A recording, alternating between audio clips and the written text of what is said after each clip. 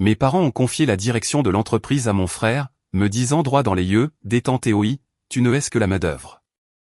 J'ai donc arrêté mes semaines de 70 heures. Mais quand leur plus gros fournisseur a claqué la porte, devinez qui ils ont dû appeler. Rien de tel que de travailler 70 heures par semaine pour l'entreprise familiale et d'être traité comme le type qui remplit le distributeur automatique. Je suis né chez Durand et Fils, une entreprise familiale de fabrication industrielle à Metz, que mon grand-père a bâtie avec rien d'autre qu'une perceuse à colonne rouillée, 2 doigts en moins et beaucoup de hargne. Un véritable héritage de col bleu. Le genre d'entreprise où les vacances signifiaient travailler le samedi seulement jusqu'à midi. À 17 ans, je savais déjà souder, trier les livraisons, faire l'inventaire et réparer le chariot élévateur en panne. Mes parents disaient que j'avais la main pour ça, ce qui, dans le jargon familial, signifie on va t'exploiter et te sous-payer pour toujours. Pendant ce temps, mon frère aîné, Romain, était allergique à la poussière et saignait du nez dès qu'il soulevait quelque chose de plus lourd qu'une agrafeuse. Le seul outil qu'il ait jamais tenu avec assurance était un club de golf. Et encore, c'était juste pour des photos Instagram avec la légende, travailler dur, s'amuser plus fort. Mais mes parents ont toujours dit qu'il avait la vision. Tu mèneras l'entreprise vers la prochaine génération, a littéralement dit mon père à Romain lors de son dîner de remise de diplôme. Il disait, je la ferai tourner. Il la ferait grandir. À l'époque, je pensais qu'il voulait dire qu'on travaillerait ensemble. Vous savez, le yin et le yang, la tête et les jambes, une équipe de frères faite pour durer. Mais non, il s'est avéré qu'il voulait dire qu'il resterait assis dans le bureau climatisé à faire semblant de répondre à des emails pendant que je serais dehors, sous un masque de soudeur, en sueur dans ma deuxième chemise de la journée.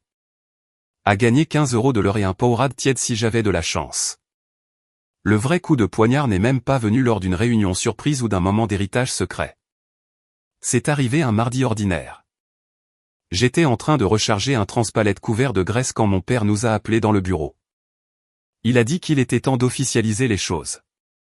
Romain était rentré de son école de commerce depuis 2 mois, si on peut appeler l'école de commerce un programme de 2 ans où l'on poste des photos d'Aperol Spritz en Italie et d'où l'on sort diplômé sans même savoir ce qu'est une marge bénéficiaire. Nous étions assis l'un en face de l'autre dans ce bureau exigu, les néons clignotant comme s'ils savaient ce qui allait se passer. Et puis mon père a lâché la bombe. Romain assumera désormais le rôle de directeur des opérations. J'ai cligné des yeux. Tu veux dire, pour gérer la partie administrative. Mon père a secoué la tête. L'entreprise. Silence. Puis ma mère est intervenue, sirotant son thé à la cannelle comme si de rien n'était.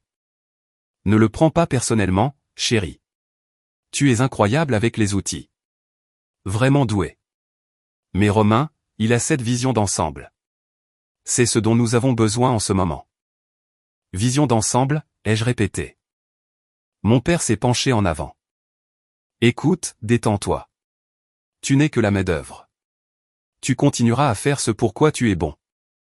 Juste la main-d'œuvre. Je les ai dévisagés.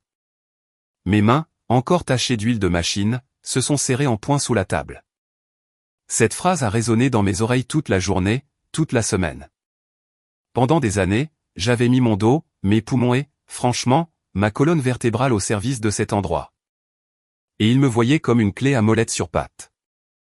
Quand j'en ai parlé à mon meilleur ami, Léo, il m'a dit, mec, si j'étais toi, je les ghosterais plus fort que mon ex l'a fait avec moi. Au lieu de ça, j'ai tenté une dernière fois.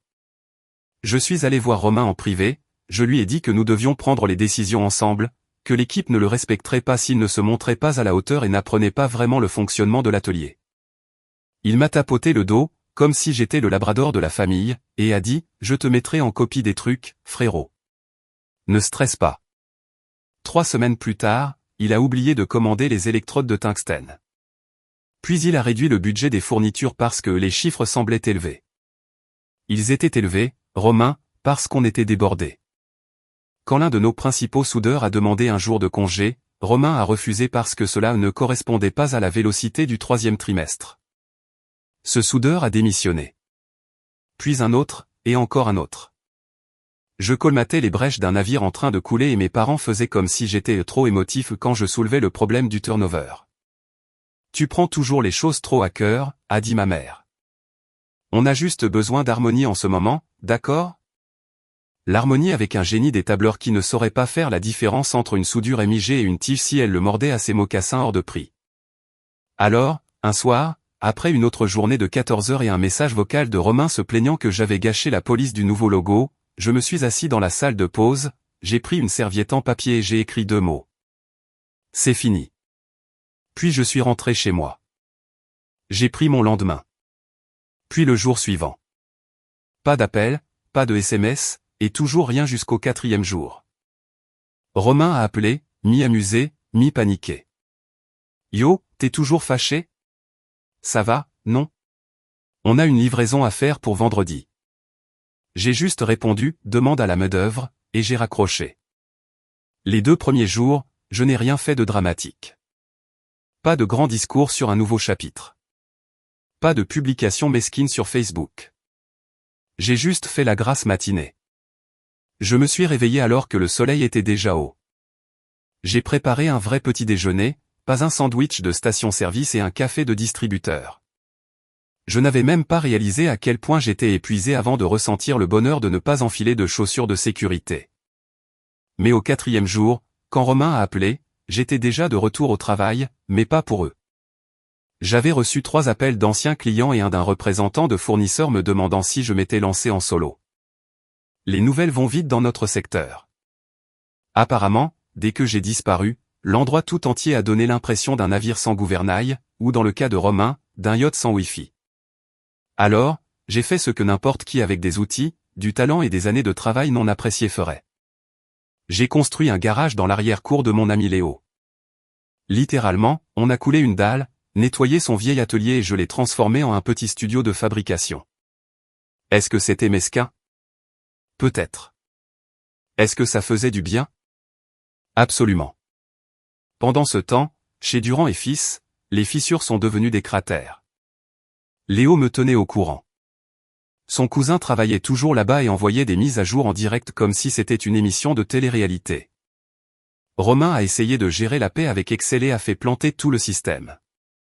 2 clients ont annulé leur commande. Il a envoyé les mauvaises spécifications par email. Les RH ne sont plus qu'un dossier en carton. Je n'ai pas souri. D'accord, peut-être un peu. Puis est venue la cerise sur le gâteau. Un de nos plus gros comptes, un fournisseur de métaux spécialisé qui nous était resté fidèle malgré l'inflation, les droits de douane et l'enfer des livraisons pendant la pandémie, m'a appelé directement. Il s'appelait Denis. Un type bourru, qui sentait toujours le cigare et le café. Il me traitait comme un neveu. Ellie, a-t-il dit. Qu'est-ce qui se passe là-bas, bon sang? J'ai demandé ce qu'il voulait dire. Ils ont envoyé une nouvelle recrue pour négocier les prix. Le gamin n'avait aucune idée de ce qu'était l'aluminium anodisé. Romain? Ai-je demandé. C'est son nom? A grogné Denis. On aurait dit un type qui a appris le commerce sur YouTube. Je suis resté silencieux. Denis a soupiré. Écoute, je t'aime bien. J'aimais bien ton père aussi, avant qu'il ne perde la tête. Si jamais tu te lances en indépendant, appelle-moi en premier. J'ai juste dit, notez. 2 semaines après mon départ, l'atelier avait perdu 4 soudeurs, un superviseur et au moins 2 clients fidèles. Mais le vrai coup dur est arrivé le lundi suivant. Romain a de nouveau appelé, cette fois moins arrogant. Et, frérot, dit-il, forçant un rire. T'as une minute? Il a gloussé maladroitement. Cool, cool. Juste un petit truc. Tu saurais pas où on a rangé les archives des fournisseurs de 2019, par hasard? J'en aurais besoin de toute urgence. Et, au fait, tu te souviens des spécifications de tolérance pour la commande par cœur? Je suis resté silencieux. Frérot, je crois que tu as besoin de main-d'œuvre pour ça, ai-je dit. Clic. Le meilleur, c'est qu'il n'a même pas rappelé. Pas d'excuses, pas d'offre, juste le silence. Mais ensuite, ils ont envoyé ma mère. Elle s'est pointée au garage de Léo avec un plat de lasagne et sa voix classique de Beau, mon chéri, celle qu'elle utilisait après nous avoir crié dessus pour quelque chose et avoir réalisé qu'elle avait besoin qu'on la conduise à Monoprix. Oh, Ellie, dit-elle en contournant un jeu de douille. Tu as toujours aimé travailler de tes mains. Je n'ai même pas levé la tête. C'est une offrande de paix ou un pot de vin. ai-je demandé. Elle a souri crispée. Mes garçons qui s'entendent me manquent. Vous étiez si proches. J'ai éclaté de rire. Maman, il m'a dit une fois que j'étais l'équivalent humain d'une clé à douille. On n'a jamais été proches. Elle a réessayé. Ton père ne le pensait pas. Tu sais, le truc de juste la main-d'œuvre point. Bien sûr que si, ai-je dit en la regardant enfin. Et il avait raison. J'étais de la main-d'œuvre. Mais je ne le suis plus. Elle a regardé l'espace autour d'elle, a vu les outils, les commandes de projets en cours, la liste d'appels que j'avais épinglés au mur. Elle a réalisé que ce n'était pas un caprice. C'était une rampe de lancement. Élite, dit-elle, la voix plus basse. Ne gâche pas ta famille pour un titre. J'ai croisé les bras. Je n'ai rien gâché, ai-je dit. Vous m'avez tous donné les restes. J'ai juste appris à les souder pour en faire quelque chose de mieux. Elle n'a pas dit grand-chose après ça. Elle a pris ses lasagnes et est partie. J'ai vérifié le plat en aluminium. Elles étaient achetées au supermarché. Logique. 3 jours après l'échec de la diplomatie des lasagnes de ma mère, j'ai reçu un SMS d'un numéro inconnu. Salut, Ellie. C'est Franck. Denis m'a donné ton numéro. Tu travailles en indépendant maintenant? Franck dirigeait une entreprise régionale de matériaux qui fournissait environ 70% des ateliers industriels de la région Grand Est. Le fait qu'il m'envoie un SMS signifiait une chose, Romain avait finalement fait une erreur critique. J'ai répondu par SMS, oui, des petits boulots, des clients privés pour le moment. Il m'a appelé 10 secondes plus tard. Sans vouloir paraître désespéré, mais si tu as de la disponibilité, j'ai un client qui pleure à cause d'un lot de tôle sur mesure raté. Apparemment, Durand et Fils a encore envoyé la mauvaise épaisseur. J'ai failli m'étouffer. Oh ouais, dit-il. 2e fois en 3 semaines. La dernière fois, ils ont blâmé le fournisseur. Aujourd'hui, ils ont essayé de blâmer le client. J'ai haussé un sourcil. Quel client? Il a hésité. Transport de l'Est. J'ai cligné des yeux. C'était notre plus gros compte. Correction. Mon plus gros compte. J'avais entretenu cette relation pendant 6 ans. J'avais recalibré les spécifications lorsque leur modèle de bus changeait, livré personnellement des commandes d'urgence dans des tempêtes de neige, apporté des pains au raisin à leur entrepôt une fois par mois parce que Laurent à la réception avait un faible pour ça. Et Romain venait de les perdre. Franck a continué à parler. Ils ont déjà annulé leurs 3 prochaines commandes, disant qu'ils n'étaient plus intéressés par les excuses. Puis il a fait une pause. Mais ils ont dit qu'ils seraient toujours ouverts à travailler avec toi si tu opérais de manière indépendante. C'est là que j'ai compris. Je n'étais pas seulement parti. J'étais libre. Romain n'avait pas seulement raté quelques factures. Il avait perdu nos meilleurs clients. Les gens qui maintenaient l'entreprise à flot et les machines en marche. J'ai dit à Franck que je le recontacterais dans les 24 heures. Puis j'ai raccroché et je suis resté assis, abasourdi. Léo m'a trouvé comme ça, fixant le sol comme s'il avait des réponses. Mec, dit-il, ton cerveau a planté? Ils ont perdu Transport de l'Est, ai-je chuchoté. Il a laissé tomber son sandwich. Mince. Ce soir-là, j'ai ouvert un nouveau compte courant professionnel, commandé des cartes de visite et enregistré ligne rouge fabrication SARL. C'était un nom que je gardais dans mes notes depuis 3 ans. Au cas où. Apparemment, au cas où était arrivé. Pendant ce temps, chez Durand et Fils, la panique était officiellement un département. Un gars que je supervisais, Jean, un grand costaud avec une barbe de viking, m'a envoyé une photo du tableau blanc du bureau. Il était couvert de notes frénétiques comme trouver un nouveau fournisseur d'urgence, réviser le budget, qui est Laurent et pourquoi ne répond-il pas à mes appels? Puis Jean a texté. Aujourd'hui, il a demandé ce qu'était une bride de roulement. Je démissionne vendredi. Je ne lui en voulais pas. Vendredi est arrivé et avec lui, un autre appel, cette fois de mon père. Pas de bonjour. Pas de comment vas-tu, mon fils?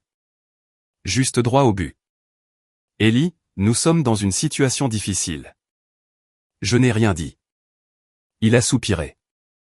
Transport de l'Est a dit qu'il reconsidérerait leur décision si tu t'occupais personnellement du prochain lot. Je suis resté silencieux. Écoute, je sais que tu es en colère. Mais nous devons nous concentrer sur les solutions. Ce mot encore. Nous. Je me suis adossé à ma chaise. Des solutions, ai-je répété. D'accord. Eh bien, ma solution a été de partir. La vôtre a été de promouvoir un gars qui pense que les spécifications de tolérance sont une opinion politique. Ne sois pas puéril, a-t-il lâché. Le voilà. Le vrai lui. Tu as fait valoir ton point de vue. Maintenant, il est temps d'être le plus intelligent. Ah, oui. Le grand classique de la famille. Je suis censé la fermer et sourire. J'ai pris une profonde inspiration. Je vais y réfléchir, ai-je dit. Si j'interviens, ce sera à mes conditions. Silence. Puis il a grogné quelque chose et a raccroché. 1 heure plus tard, j'ai reçu un email de groupe du compte de Durand et Fils intitulé Urge, reprise de la commande transport de l'Est. Élie est responsable. Devinez qui était en copie? Tous les employés, y compris Romain. Devinez qui a fait un répondre à tous? Romain. Et son message, attendez, c'est une blague? On rampe devant juste la main-d'œuvre maintenant? Personne n'a répondu. Pas une seule personne. Et dans ce silence numérique, j'ai réalisé quelque chose. Il pouvait mettre directeur des opérations à côté du nom de Romain toute la journée. Mais le respect, la confiance, la compétence réelle, ça avait toujours été à moi. Au moment où j'ai vu l'email de Romain sur juste la main-d'œuvre, j'ai su exactement comment ça allait se passer. Il n'était pas en colère que je revienne. Il était en colère de ne pas pouvoir l'empêcher. Pour la première fois de sa vie, il n'avait pas le dessus. Aucun titre tape à accent grave-l'œil ou porte de bureau ne pouvait réparer une entreprise qui s'effondrait quand le seul gars qui savait comment tout fonctionnait était déjà à mi-chemin de la construction de la sienne. Je n'ai pas répondu à l'email. J'ai laissé mijoter. Je voulais qu'ils sentent le silence. Qu'ils marinent dans le fil de discussion gênant qu'ils avaient créé. Le genre de malaise d'entreprise qui pousse les gens à survoler le bouton annuler comme si c'était un détonateur. Le lendemain matin, j'ai envoyé une réponse, non pas au groupe, mais juste à mon père. Sujet, proposition transport de l'Est. Bonjour, si Durand et Fils veut que je m'occupe de la commande, j'aurai besoin du contrôle total sur les matériaux, l'approvisionnement et le planning. Tout sous mon entreprise, Ligne Rouge Fabrication SARL. J'agirai en tant que sous-traitante, pas en tant qu'employé. Conditions ci-jointes. Tarif non négociable. Élie. J'ai joint la facture avec un détail subtil en haut.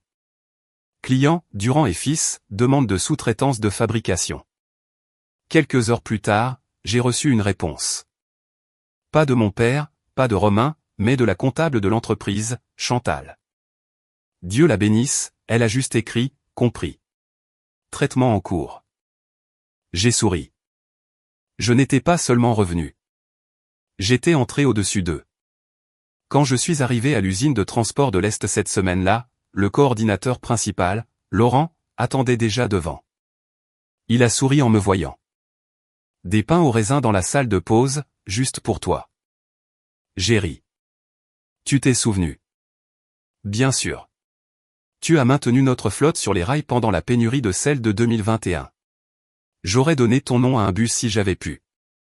Nous avons fait le tour de l'atelier, examiné les nouvelles spécifications de construction et confirmé le calendrier. Tout semblait normal à nouveau, comme si j'étais à la maison, mais pas chez eux. Pendant ce temps, je voyais bien que Durand et Fils étaient en mode panique communicationnelle. J'ai reçu une demande de connexion LinkedIn de Romain intitulée Ouvert à la collaboration. Je l'ai laissé en attente. Léo et moi avions développé le garage lentement. Quelques projets locaux, quelques petits contrats d'usinage, mais après cette commande de transport de l'Est, nous avions de vrais revenus, une vraie visibilité, et une chose inestimable, un levier de négociation. 2 jours avant la livraison, j'ai reçu un autre appel. Mon père, encore, cette fois plus doux. Élie, dit-il. J'ai lu la facture. Bien, ai-je répondu. Tu n'as pas été tendre avec nous. Non, ai-je dit, vous n'avez pas été tendre avec moi non plus. Il s'est éclairci la gorge. Tu as construit quelque chose de bien ici. Ça m'a surpris. Un compliment de mon père était plus rare qu'un dîner de Noël tranquille chez nous. Merci. Il a de nouveau fait une pause. Y a-t-il une chance que tu veuilles rejoindre l'entreprise? Peut-être ramener certains de tes systèmes. Restructurer? J'ai attendu un instant, puis j'ai dit, tu veux dire, réparer tout ce que Romain a cassé pendant que vous regardiez? Il n'a pas répondu. Je ne reviens pas, ai-je continué. Mais je prendrai vos commandes en tant que sous-traitant. Il a grogné. Même après tout ça, tu es toujours prêt à travailler avec nous? Non, ai-je dit. Je suis prêt à vous facturer. Il est resté silencieux. Et je jure que quelque part en arrière-plan, j'ai pu entendre Romain crier à propos de quelque chose. Probablement un bourrage papier ou un tableur manquant. De la musique à mes oreilles. Après avoir raccroché, j'ai mis à jour le tableau des commandes dans notre petit garage. Nouveau logo en haut. Nouveau contrat à venir. Nouveaux autocollants sur l'équipement et, scotché juste sous mon moniteur, cette vieille citation de mon père griffonnée sur une serviette en papier de ma propre main, tu n'es que la main-d'œuvre. Je l'ai gardé là comme un rappel, non pas de la douleur, mais du carburant. Parfois, la meilleure façon de remercier quelqu'un de vous avoir mis le feu aux poudres est de construire votre propre forge. Ligne Rouge Fabrication n'a jamais été destinée à être un concurrent. Elle a commencé avec un seul établi, un poste à souder MIG prêté, et 2 gars travaillant de nuit en s'alimentant de café noir et de fast-food. Léo s'occupait de la planification et de la facturation. Je m'occupais des constructions, du travail acharné et des clients qui se souvenaient que j'étais la seule raison pour laquelle Durand et Fils livraient quoi que ce soit à temps. Mais après Transport de l'Est, ce n'était plus un garage. C'était une machine. Nous recevions des pièces chaque semaine. Et le cousin de Léo, Cam, un vrai pro de la KO numérique, nous a rejoints à plein temps. Il a ajouté la modélisation 3D à notre liste de services. Et soudain, nous proposions des choses dont Durand n'avait même jamais entendu parler. Et juste comme ça, Ligne Rouge a commencé à attirer les clients qu'ils appelaient autrefois intouchables. Bien sûr, il n'a pas fallu longtemps pour que Romain s'en aperçoive. D'abord, j'ai appris par Jean, le viking barbu, que Romain courait dans le bureau en disant « Nous devons numériser nos offres ». Ligne Rouge fait un truc bizarre avec la modélisation. Je crois que c'est de l'IA ou quelque chose comme ça. Il voulait dire la KO, comme le logiciel enseigné dans toutes les écoles techniques. Puis, une semaine plus tard, un de mes clients m'a transféré un email de Durand. Bonjour, nous sommes ravis de vous proposer des forfaits express premium pour vos besoins de fabrication, avec rendu de prototypes avancés et consultations personnalisées. J'ai éclaté de rire. Ils avaient juste agrafé des mots à la mode ensemble comme un bambin avec un dictionnaire des synonymes. Et ce forfait express premium? C'était juste un devis normal avec une majoration de 15% et le mot rapide souligné 3 fois. Une véritable innovation de pointe. Le meilleur, c'est qu'ils avaient copié le modèle de facture de Ligne Rouge. Non, sérieusement. Même police, même mise en page, même pied de page. Mais ils avaient oublié de supprimer une chose. Une ligne qui disait encore portail client Ligne Rouge. C'était comme regarder quelqu'un voler votre tenue et laisser accidentellement votre badge nominatif dessus. Je n'ai pas répondu. Je n'ai même pas réagi publiquement. J'ai juste continué à travailler et j'ai tranquillement commencé à monter la première équipe satellite de Ligne Rouge. Nous avons trouvé un terrain commercial près de Nancy, un ancien atelier de detailing avec une ventilation parfaite et un quai de chargement solide. Nous avons signé le bail en espèces. 3 jours plus tard, j'ai reçu un autre appel de Laurent de Transport de l'Est. Élite, dit-il, t'as une minute? Toujours. Tu as déjà entendu parler du salon des fournisseurs industriels à Strasbourg? Bien sûr, ai-je dit. On y allait tous les ans. Eh bien, Durand vient de se désister. Ils ont dit qu'ils réduisaient les coûts. Oh. Il a gloussé. Et devine quoi, ils nous ont suggéré d'aller voir le stand de Ligne Rouge à la place. Ils ont prétendu que vous proposiez quelque chose de plus récent. J'ai failli laisser tomber le téléphone. Ils nous renvoient vers vous maintenant? Je suppose qu'ils ont finalement compris quel fils fait vraiment le travail. Au moment du salon, Ligne Rouge avait un stand personnalisé avec une démo de machine CNC, un rendu de pièces en temps réel, et Léo se tenant derrière un présentoir élégant comme un type qui aurait sa place dans une émission de pitch de start-up. Nous n'avons même pas eu besoin de pitcher. Les gens nous ont trouvés. Fournisseurs, directeurs de transport, urbanistes municipaux, des gars qui ne retournaient pas mes appels il y a 2 ans disaient maintenant des choses comme « Vous ne travaillez pas chez ». Comment ça s'appelle déjà? Un truc Durand? Un truc Durand. J'aurais pu pleurer. À la fin de la journée, nous avions 4 nouveaux projets et 12 pistes dans le pipeline. Léo m'a pris à part sur le parking et a dit « Mec, on n'est plus un garage ». Il avait raison. Et Durand et fils? Il n'était nulle part en vue, pas même une brochure par terre. Ce soir-là, j'ai reçu un autre appel de ma mère. Elle a laissé un message vocal, sa voix fatiguée, presque suppliante. Ton père ne va pas bien. Romain est débordé. Les choses ne sont plus aussi simples qu'avant. Peut-être que tu pourrais passer, discuter. Je l'ai écouté 2 fois, puis j'ai appuyé sur supprimer. Je n'étais pas cruel.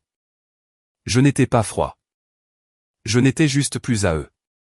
Ils avaient passé des années à me dire que j'étais juste de la main-d'œuvre.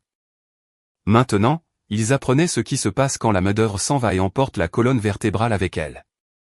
2 semaines après le salon, je pensais que les choses allaient enfin se calmer. Ligne rouge était complet pour le prochain trimestre. Nous avions des clients qui faisaient la queue, de nouvelles machines en route, et Léo parlait d'embaucher un dispatcher à plein temps. Tout était enfin calme jusqu'à ce que je reçoive un SMS de Jean. Yo, tu dois voir ça. En pièce jointe, un PDF, une proposition de ligne rouge fabrication avec le nom de Romain dessus. Sauf que ce n'était pas notre proposition. C'était une copie mot pour mot, sauf pour le logo, qui avait été remplacé par celui de Durand et Fils, division ligne noire. Ligne noire? Sérieusement? J'ai parcouru les pages. Ce n'était même pas subtil. C'était notre grille tarifaire, notre cahier des charges, même notre politique de pénalité de retard. Le gars avait juste rebaptisé notre modèle, collé une palette de couleurs plus sombres sur l'entête et commencé à l'envoyer par email aux municipalités comme s'il l'avait inventé. Mais il a fait une erreur. Il l'a envoyé au département de la Moselle. Et devinez qui était déjà sous contrat signé avec le département de la Moselle? Votre serviteur. Le service des marchés publics du département nous l'a transmis directement. Sujet, fournisseur en double. Juste pour vérification. Juste pour vérification. Léo a regardé l'email et a dit, « Mec, c'est illégal ?» À peine, ai-je dit. Mais c'est vraiment stupide. Romain n'avait pas seulement imité l'entreprise. Il avait essayé de piquer mes clients en utilisant mes propres contrats. Ça aurait été risible si ce n'était pas si pathétique. Mais ce qui a vraiment fait basculer les choses, c'est ce qu'il a fait ensuite. Il s'est présenté à l'atelier de Nancy sans y être invité. En plein milieu de la journée, alors que je montrais à un client un calibrage d'équipement, Romain est entré dans le garage en mocassins et chemise cintrée comme s'il faisait une tournée pour TikTok. « Yo » a-t-il crié. « Grand frère, c'est ton installation ?» Le client avait l'air confus. J'ai hoché la tête une fois. Je reviens tout de suite. Je me suis approché. Sors. Il a ri, les bras ouverts comme si nous étions dans un film de Noël. Calme-toi. Je voulais juste voir de quoi il en retournait. Tout le monde parle de ligne rouge. Je me suis dit que j'allais voir ça de plus près. J'ai gardé les bras croisés. Tu en as assez vu. Pars. Il a jeté un regard lent autour de lui. Beau matos.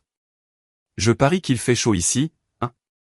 La clim serait une bonne amélioration, Romain. Il a levé les 2 mains. Ok. Écoute, mec. Papa perd la tête. Les comptes sont un désastre. On a 2 procès en cours et un audit le mois prochain. Maman parle de vendre du matériel juste pour payer les salaires. Pas mon problème. Puis il s'est approché très près et a baissé la voix. Je peux te faire une offre. J'ai failli rire. Tu veux m'embaucher maintenant? Non, a-t-il dit. Je veux fusionner. J'ai cligné des yeux. Tu veux fusionner ligne rouge avec Durand? Il a hoché la tête comme s'il pitchait un accord à 1 milliard d'euros. Ouais, on absorbe tes contrats, on consolide les ressources, l'héritage familial reste intact. C'était si stupide que j'ai presque admiré l'aplomb. J'ai reculé, secouant la tête. Romain, tu as mis mon nom sur une fausse proposition. Il a balayé ça d'un geste de la main. Détail. On est frères. Exactement, ai-je dit. C'est pourquoi je sais que tu ne changeras jamais. Tu ne cherches pas un partenaire. Tu cherches un parachute. Il s'est raidi. Cette série de victoires ne durera pas éternellement, mec. Tu auras besoin d'aide un jour. Non, ai-je dit calmement. Toi, tu as besoin d'aide. Moi, j'ai juste besoin de continuer à travailler. Puis j'ai tourné les talons et je suis retourné vers mon client sans un mot de plus. Romain est resté là 1 minute de plus avant de sortir. J'ai entendu la portière de sa voiture claquer. Il a démarré en trombe comme un adolescent à qui on a refusé d'aller au bal. 2 jours plus tard, j'ai reçu une mise en demeure. Cessation et abstention. Prétendant que Ligne Rouge avait volé la propriété intellectuelle de Ligne Noire, leur division de fabrication innovante. Je l'ai fixé pendant une bonne minute avant d'éclater de rire. Léo a regardé par-dessus mon épaule. Et maintenant? Je lui ai lancé le papier. Il l'a lu, puis a cligné des yeux. Attends, ils nous poursuivent en justice? J'ai hoché la tête. Pour avoir volé notre propre travail? J'ai de nouveau hoché la tête.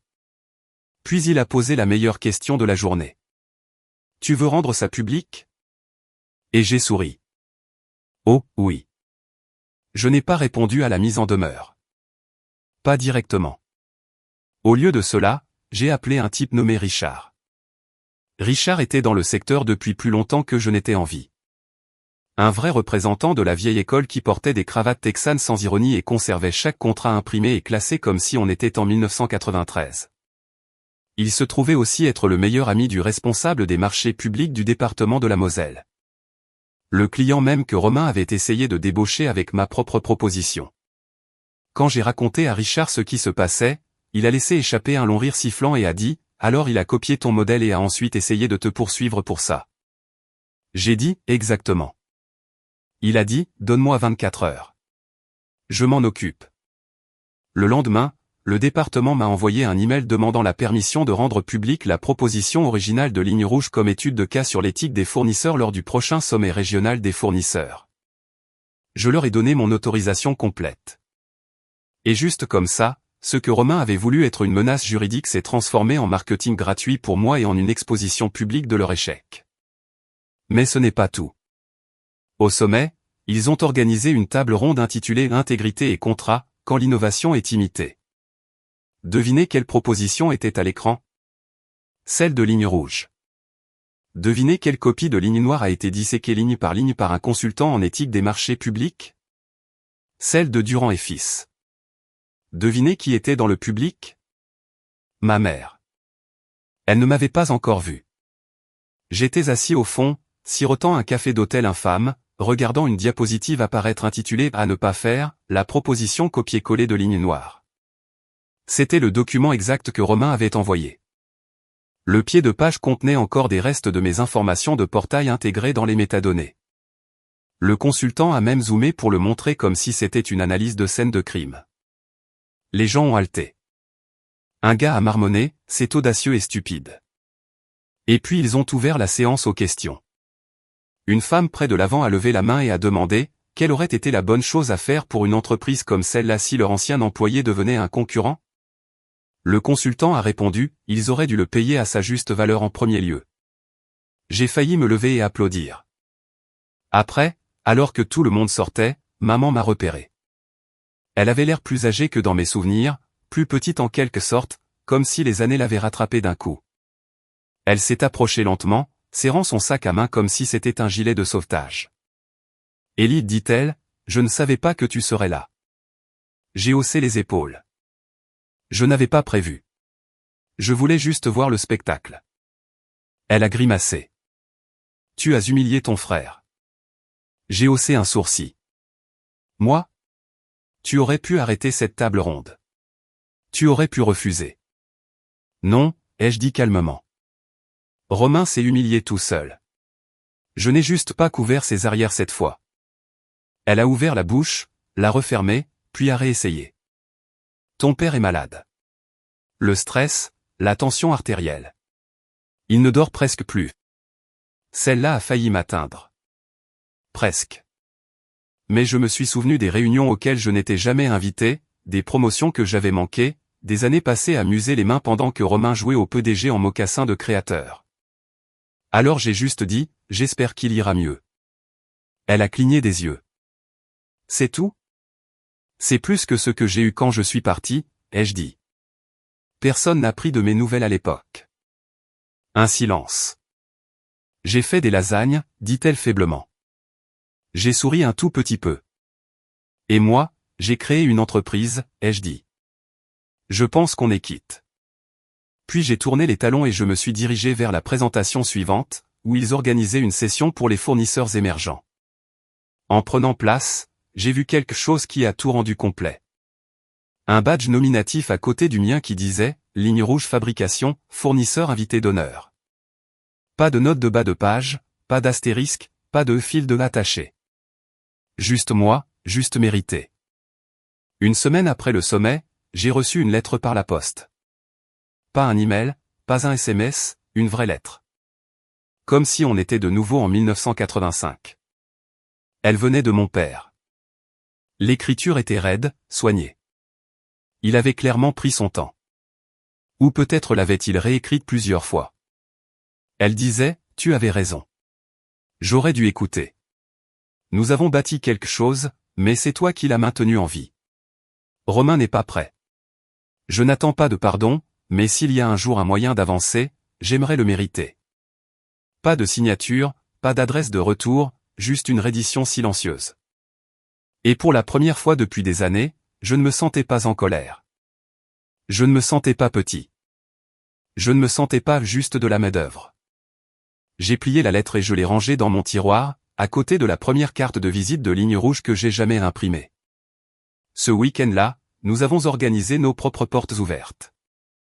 Pas de costume tape à accent grave-l'œil, pas de faux sourires, juste de vrais clients, du vrai travail et une longue table remplie des brownies de la mère de Léo. Au milieu de la journée, j'ai remarqué quelque chose d'étrange. Une voiture garée de l'autre côté de la rue, familière. À l'intérieur, Romain. Il n'est jamais sorti, il est juste resté là, à regarder comme quelqu'un qui contemple la vie qu'il aurait pu avoir s'il avait juste respecté les mains qui l'ont bâti. Et moi? Je suis retourné à l'intérieur, parce que le truc quand on vous appelle juste la main-d'œuvre, c'est que la main-d'œuvre bâtit des empires. Et je n'avais pas encore fini de bâtir le mien.